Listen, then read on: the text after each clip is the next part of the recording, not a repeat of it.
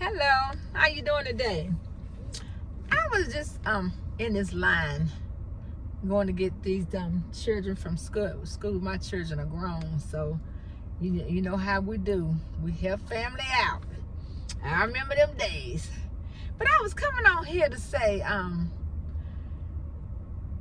don't know what's going on, but I'm hearing that people are literally spitting in food in the restaurant. And I'm sitting here going, now you know you got to be a dirty somebody to do something like that. Now you know God ain't pleased with that. But you know what? We're going to really have to be in prayer for these people today. We really, really do. It is so much evilness in this world. It's a shame. That is a shameful God. Behind it, they don't know my God see it all. You may think you're getting away with it, but darling, payday coming after a while. It is coming after a while. Be careful how you treat people. Be very, very careful how you treat people. Because what you do to others is going to come back on you. So I pray that God touch these people's hearts and help them to see that you don't mistreat God's children like that. And what if somebody gets sick? I'm wondering, are the restaurants like really investigating this stuff? And are they gonna prosecute? You know, because that's just nasty. That is downright nasty. I mean, you got to be an evil person to put saliva in somebody's food, to put your fingers in your mouth and rub your fingers on somebody's food. That's crazy. And you know, my children always get mad at me because I don't like to go out to eat. And like Mother's Day come and different holidays, they say, come on, Mama, let us take you out to eat. And I said, no, I'd rather stay home and cook. Because, see, I know I wash my hands. I mean, I'm a germophobic, I know. They tell me all the time. My grandma used to tell me when I was a little girl, she said, you so scumfoot. And I say, what do you mean? What does that mean? She said, you act like you scared of germs. And I must be, because I was like 6 and 7 years old. And you know, back then, we used to get that cold Coca-Cola in the glass bottle. And people would say, oh, that looks so good and cold. Let me have a swallow. And I would be like, you can't have none of my soda. And a lot of people would let them have it and drink out of it. I was like, oh, no, I ain't doing that. And then people would use this to come and say, let me get a taste of that. They'll get your fork and taste your food. And I would have a fit if you tried to take my fork and eat my food. So I must be a germophobic. But when we go to the restaurant, the first thing I do is I wash my hands. And if I come out looking kind of crazy, they already know, oh, it must be nasty in there. We ain't staying. Because I can't stand no nasty restaurant. And especially if I go in there, the bathroom's nasty. Oh my gosh. I know I ain't staying. Because I say, if you can't make sure that the areas that I can see is clean, then I can imagine what the kitchen look like.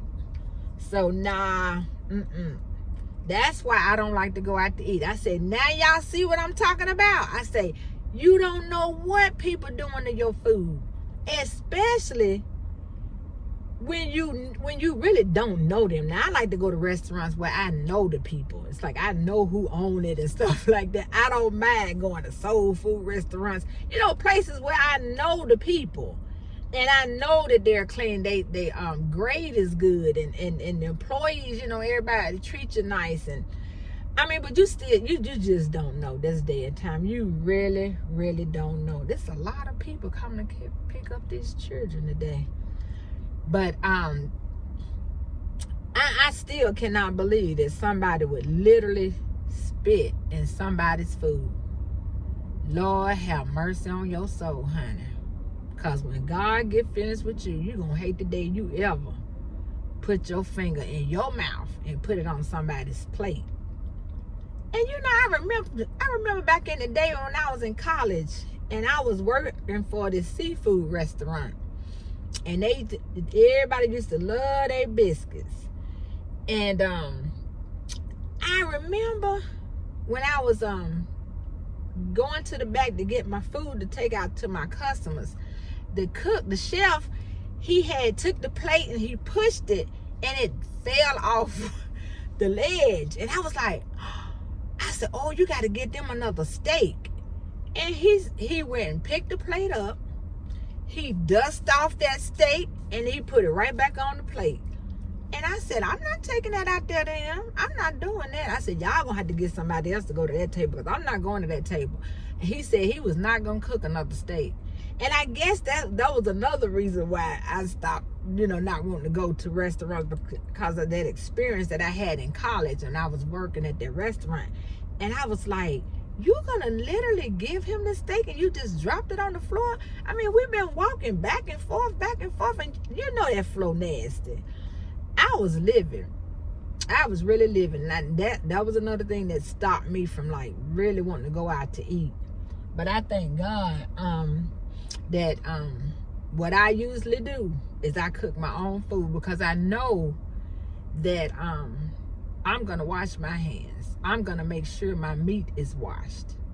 I'm gonna make sure I'm not contaminating anything. I'm not messing with meat and then messing with vegetables. And no, honey, I'm gonna make sure that everything is clean. I'm gonna make sure I do everything that I do. I'm gonna do it with love. Cause see, when you go out in these restaurants, a lot of times you don't know if they're doing anything with love. It's sad. It is really sad. But I would definitely be praying for these people that's doing this stuff. I pray that God would prick your heart and help you to see that you may think that you're hurting somebody else, but you're hurting yourself. Because God sits high and he looks low. He see it all. And Lord have mercy. Lord have mercy on your soul. Y'all be blessed of the Lord today.